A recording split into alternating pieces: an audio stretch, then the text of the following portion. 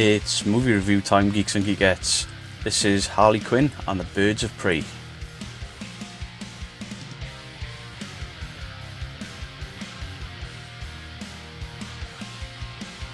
So you'll have noticed I call this movie Harley Quinn and the Birds of Prey, not the Birds of Prey and the Fantabulous Emancipation of One Harley Quinn.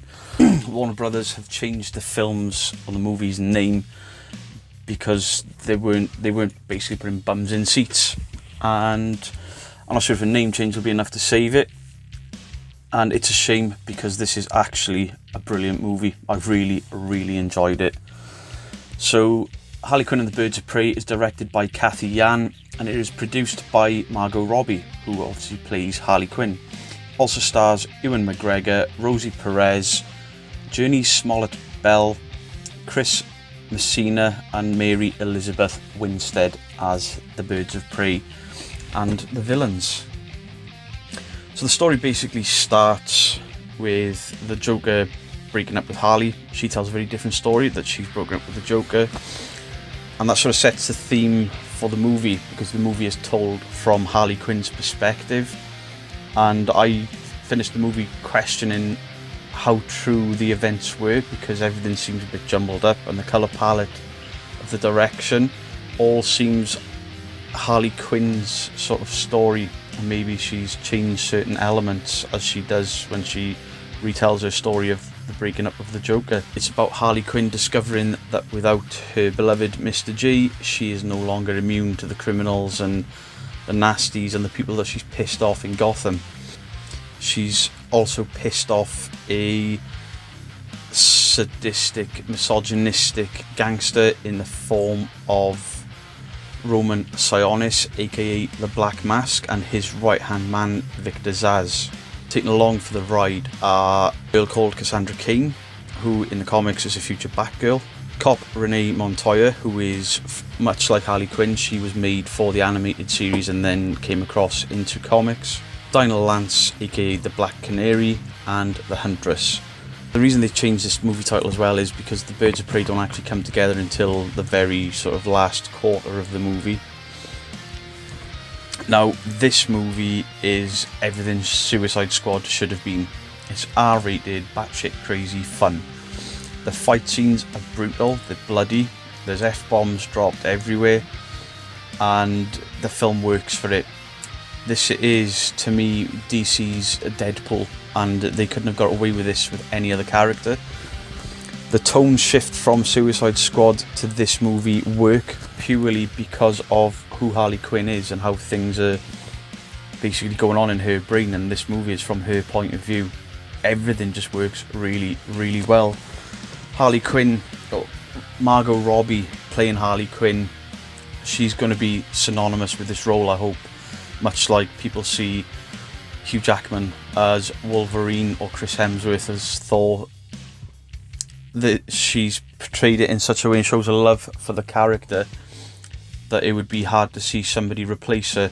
And I hope that the poor sort of box office sales for this movie don't sort of stop the future of DC going in this direction with Harley Quinn, because this film is brilliant. So part of this film plays out like a sort of a diamond theft, and then everyone sort of trying to get their hands on this diamond. It almost plays out like Snatch from Guy Ritchie, or there's elements of that sort of crime caper going on there, but obviously they're not superheroes by any stretch. They're anti-heroes, if anything.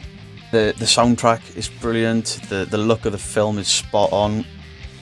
All of the actors and actresses look like they're having a blast making this film, especially Ewan McGregor and Margot Robbie. She encapsulates Harley Quinn.